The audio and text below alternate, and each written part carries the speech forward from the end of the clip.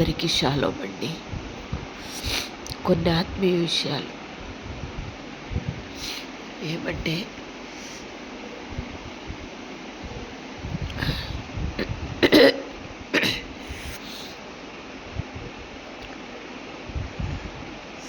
యేసయ్య సిలువ వేయబడినప్పటికీ, ఎన్నో శ్రమలు పొందినప్పటికీ, అందరి పాపముల నిమిత్తం, అందరి గాయముల నిమిత్తం నలుగగొట్టబడినప్పటికీ కూడా తల్లి అయిన మరియను ఎంతో ఆరాధించేవారు ఉన్నారు. యేసయ్య కంటే ఎక్కువగా మరియమ్మ తల్లిని ఎక్కువగా ప్రార్థించుకునేవారు ఉన్నారు. అంటే ఎవరైనా ఒక బిడ్డ పుడితే ఆ బిడ్డ తనకంటే ముందుగా లోకాన్ని విడవాలని ఎవ్వరు కోరుకోరు.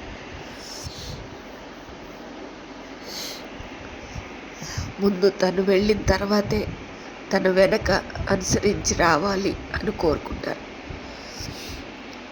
అది యెహోవా దేవుని సమయమందు జరిగింది.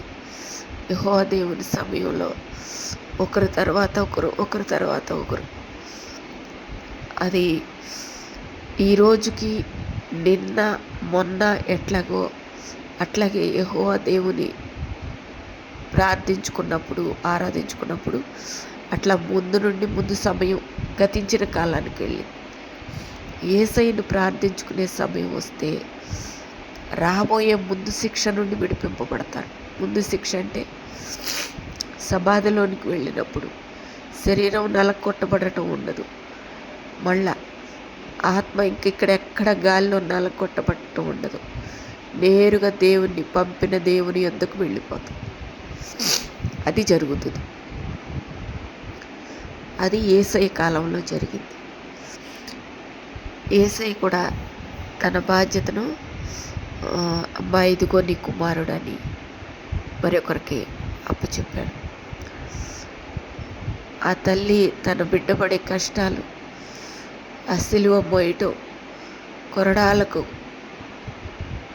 అప్పగింపబడటం, కొరడాలతో కొడుతుంటే వీపు చీల్చబడింది, నాగటి చార్ల వల్ల దున్నబడింది, అరచేతుల్లో మేకులు, కాళ్లకు మేకులు, గాయాలకప్పుడు ఆ తల్లి ప్రాణం ఎంతో తల్లడిల్లిపోయింది. అయితే తను కూడా ఇష్టపూర్వకంగానే దేవునికి ప్రార్థనలో ఉంది కాబట్టి ఆ విధంగా సమర్పణ జీవితం కలిగి ఉంది. యేసయ్య తన్ను తాను సమర్పించుకున్నప్పటికీ కూడా తల్లి సహకారం కూడా తనకి తోడుగా ఉంది. ఇప్పుడు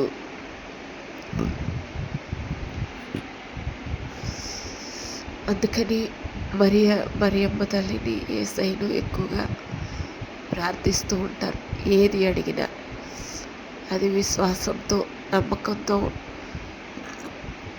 అడిగినప్పుడు ఖచ్చితంగా నెరవేరుతుంది.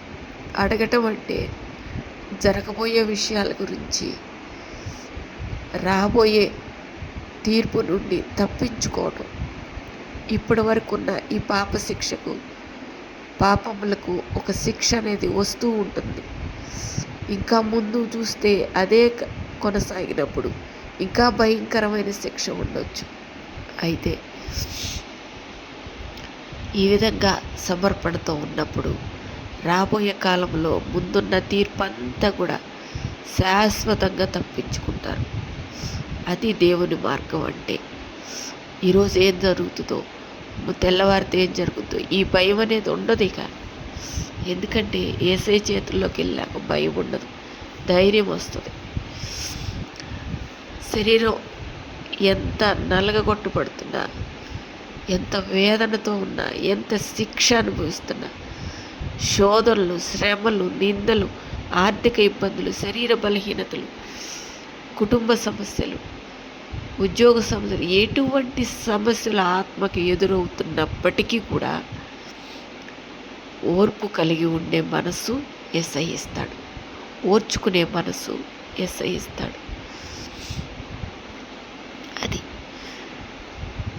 యెహోవా దేవుని సమయంలోనేమో ఆ శిక్షను తప్పించుకోవటం లేదు, ఖచ్చితంగా శిక్ష భరించి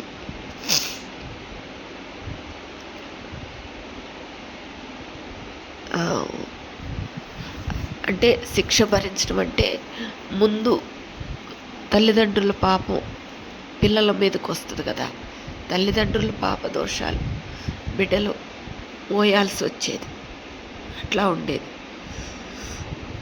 ఇప్పుడు ఎవరి పాపాలు వాళ్ళు, ఎవరిని వారు శుద్ధి చేసుకొని, ఎవరి రక్తం వారు శుద్ధి చేసుకొని కడగబడతారు, శుద్ధి చేయబడతారు. ఇది దేవుని మార్గం. కాబట్టి ప్రతి ఒక్కరూ రక్షణలో కొనసాగాలి. దీనికి ఎంతో వైద్యం ఉంది, ఎంతో వైద్యం ఎన్నోసార్లు చెప్తూనే ఉన్నా. కానీ నేను పాటించకపోవటం వల్ల, చెప్పటం వల్ల ఎవరు గ్రహించలేరు. నేను ఇది పాటించాలి అనుకుంటున్నాను. నన్ను వీడియో తీస్తూ ఉంటే ప్రతిరోజు సమయానికి నేను ఖచ్చితంగా ఆలోచనలు, తలంపులన్నీ నెరవేరుస్తాను. నేను శరీరం జీవించి ఉన్న ఆత్మ దాన్ని పంపిన దేవుని యొద్దకు వెళ్ళే వరకు కూడా శరీర శోధనలు జయించడానికి ఓర్పు సహనం కోసం ప్రార్థించుకుంటున్నాను. ఎలా సరి చేసుకోవాలో నాకు ఇచ్చిన జ్ఞానం చొప్పున, తలంపులు చొప్పున ఎవరికన్నా ఎప్పుడైనా ఉపయోగపడతాయేమో అని చెప్పాలని ఆలోచన కలిగి ఉంటున్నాను. దేవుని చిత్తమైతే వీడియో ద్వారా మొత్తం బయలుపరుస్తాను. వందనాలు. షాల్.